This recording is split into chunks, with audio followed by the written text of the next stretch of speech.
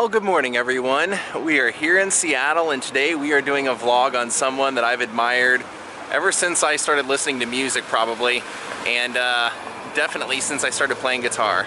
Today's vlog is all about Jimi Hendrix. So you gotta love this about Seattle is that even though Jimmy was born here and once said, only way I'm going back to Seattle is in a box, they've honored him here with an amazing statue.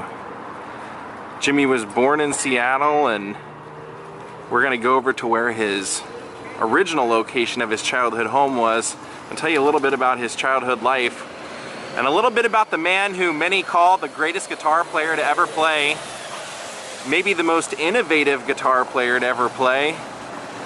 And he's the guy that Pete Townsend said after he saw him, he said, I called all of my friends who were considered guitar gods at the time and said, fellas, I just saw the man who's gonna put us out of business. Jimi Hendrix. And they definitely did a great job of it, man. Look at that. Wow. So unfortunately, Jimmy's home, his childhood home that he was born and raised in, is no longer there. But I'm gonna go over and show you where it was and tell you what ended up happening to it. It has kind of an interesting story to it. Wow, check this out.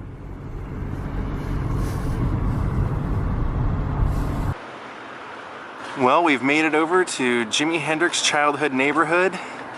Now let me show you where his childhood home used to be.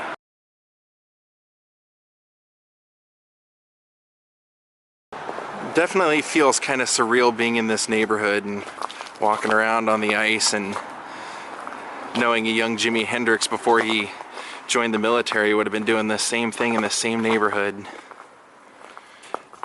And you could even tell as you walk around, many of these houses are the original houses that would have been here when he lived here.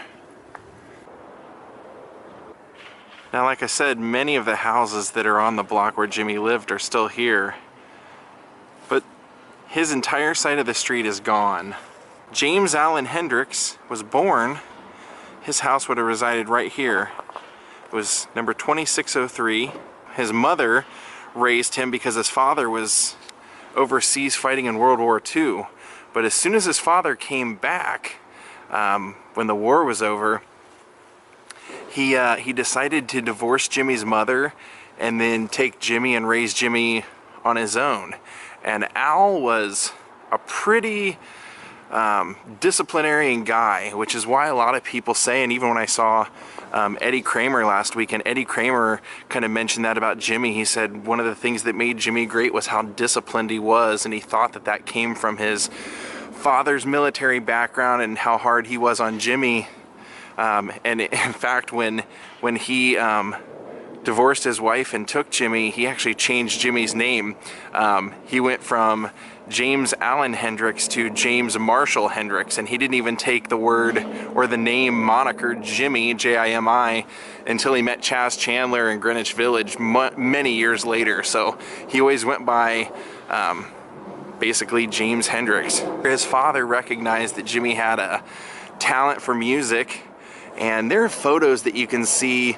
Most of them are from that corner or across the street, and you can kind of see the old house here. It wasn't very big, and they were actually going to demolish it when they decided to start building these condominiums.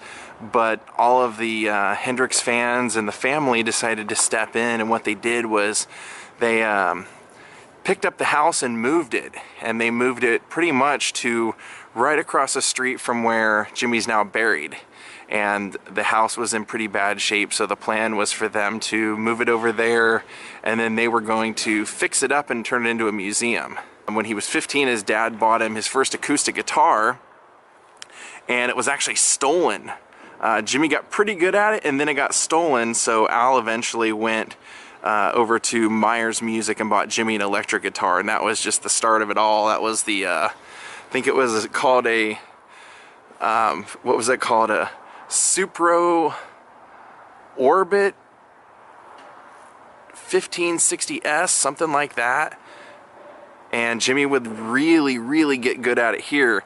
Now, he would play that until he decided to drop out of high school and go join the paratroopers. and he was doing that until he ended up getting discharged from the military because of an ankle injury that he incurred doing the paratrooping. And so then that's where the kind of the Jimmy that we all know came from, because once he got out of the military, he God, can you imagine? I wonder, that couldn't be the same sign, but this was Jimmy's neighborhood. Yeah, he came out of the military and he joined the Chitlin circuit, playing guitar in the Chitlin circuit, and there he just he would have all kinds of guitars.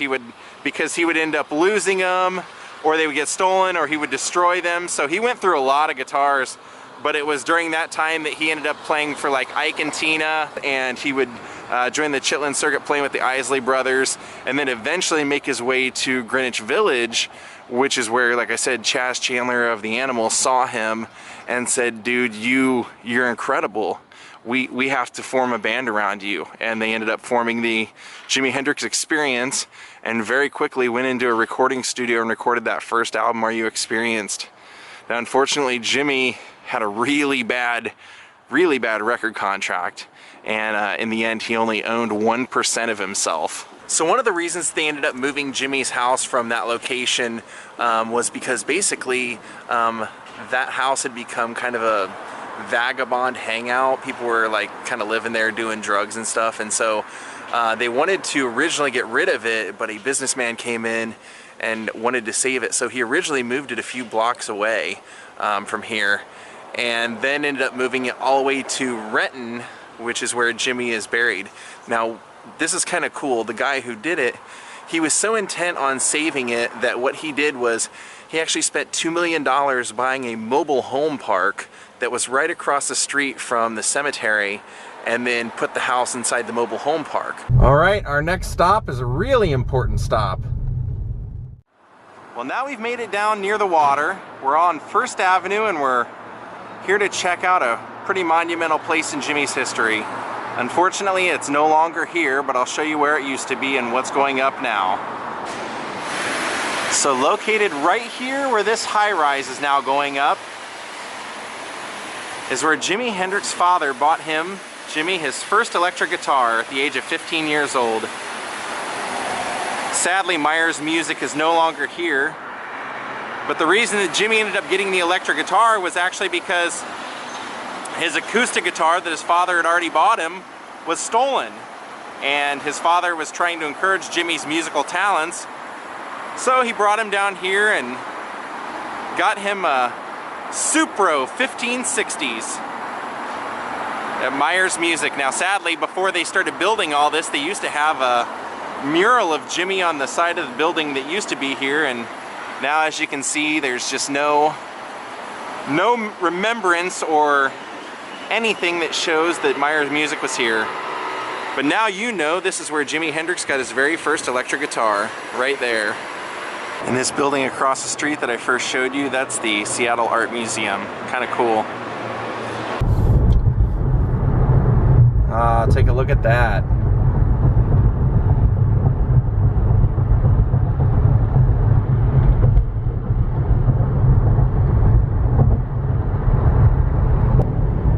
Well, Jimmy is definitely not hard to find once you enter. He's right there. That big monument right there.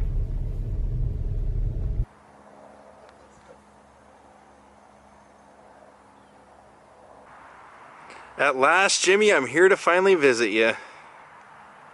What a beautiful monument the family has now put here.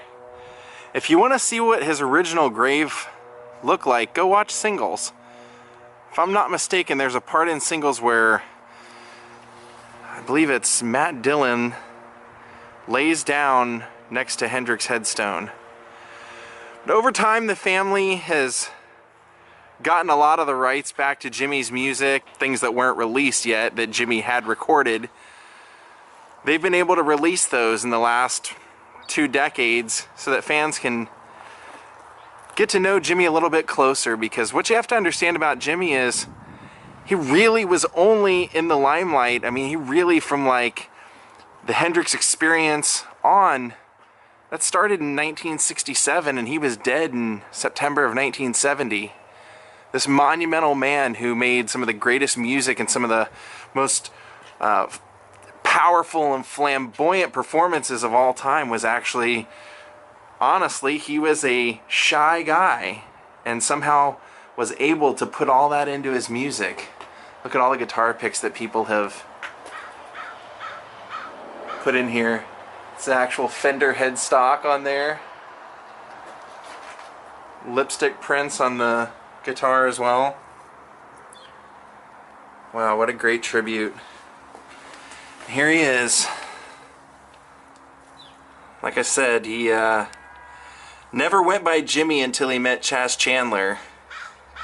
Now Jimmy, his death, I think a lot of people are confused about who Jimmy was, because Jimmy was not this constant drug abuser, and the fact that in the way that he passed away, many people believe that it was an excess of doing drugs and that he vomited and choked on his own vomit. But there are a lot of people, including people that perform music with him, his percussionist for one, who firmly believe that Jimmy was murdered.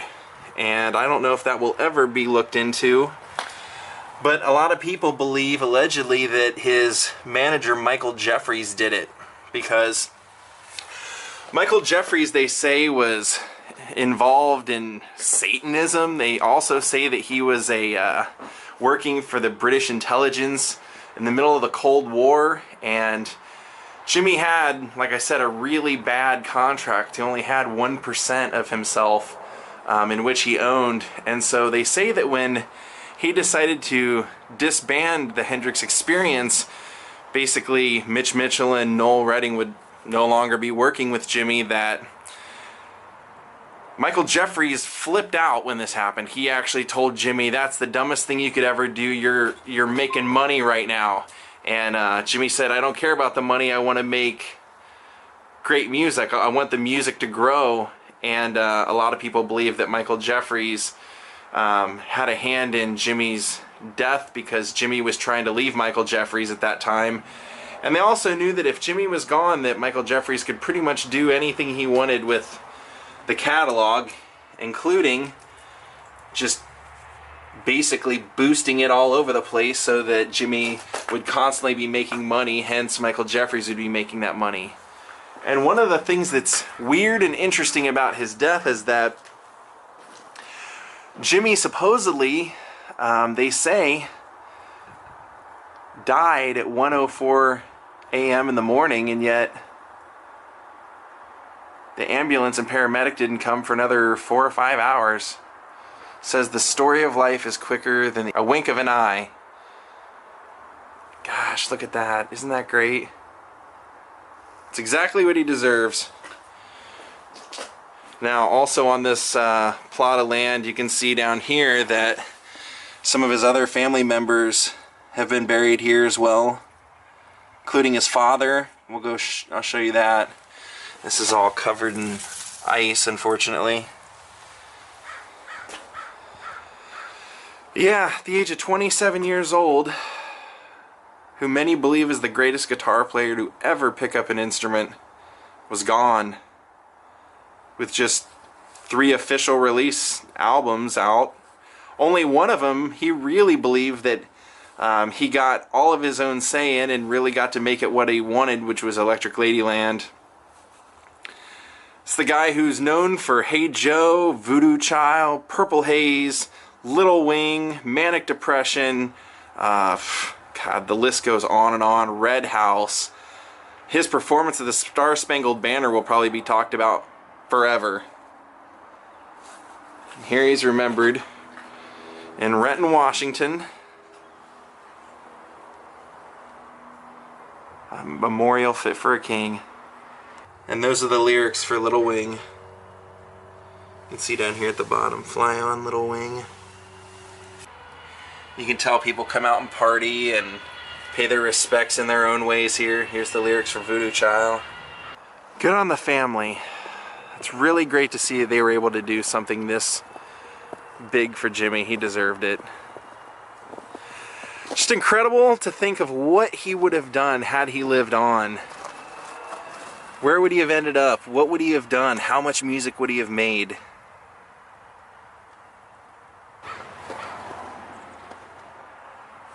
Here's somebody left Jimmy a drink. Just to give you an idea of how many people must come out here, they had to put their own trash can right here at the entrance of his memorial.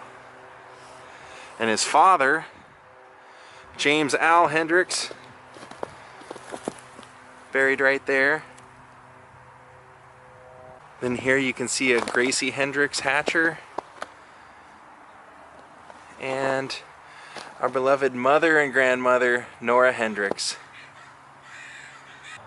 It's pretty sad to think that if that plan or that theory that Michael Jeffries killed off Jimi Hendrix so that he could control his music catalog and make Jimmy a legend forever, if that was his goal, he accomplished it.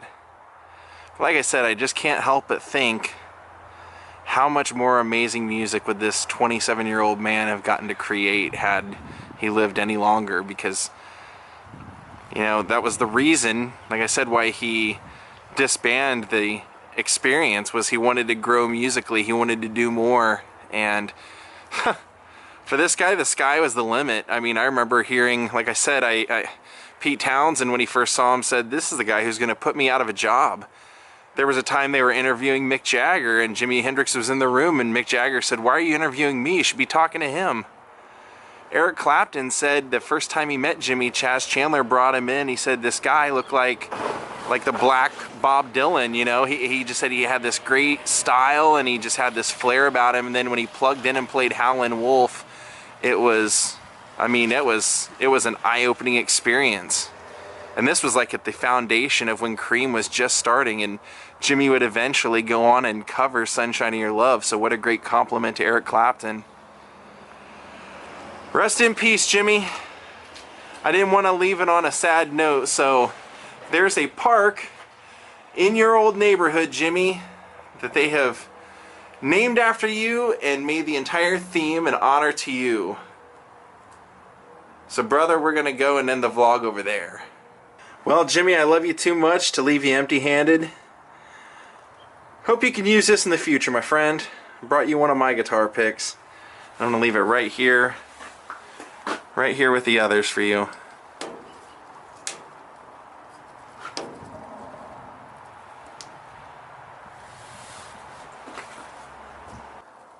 Kinda nice to see Jimmy's got visitors all the time out here, like he should. I just noticed right here at the bridge, somebody left some weed in there for him. Well, enjoy, Jimmy. All right, back to Seattle.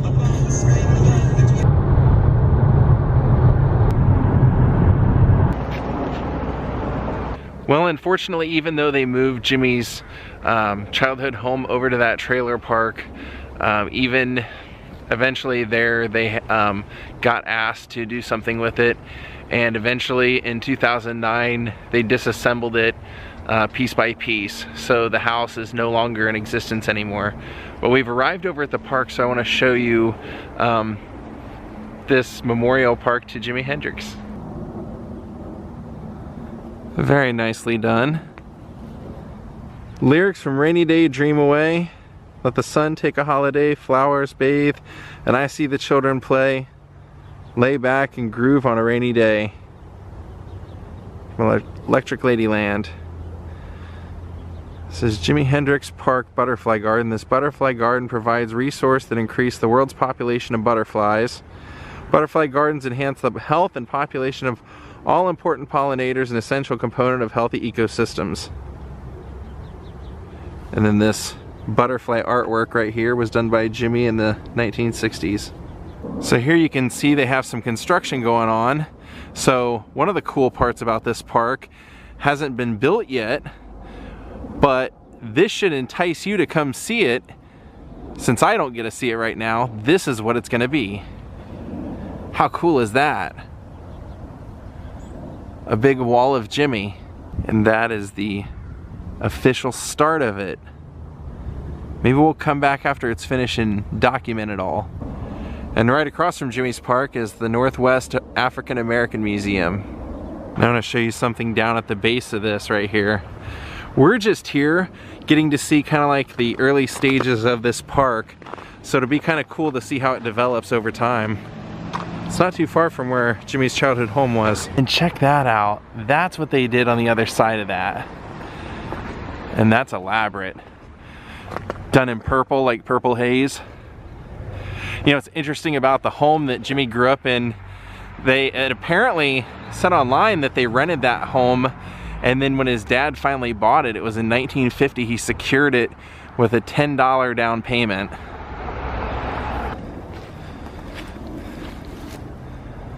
Now here's a little teaser for later.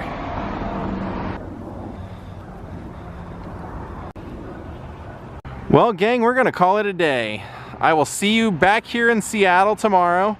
Have a great night. We'll see you all then. Good night.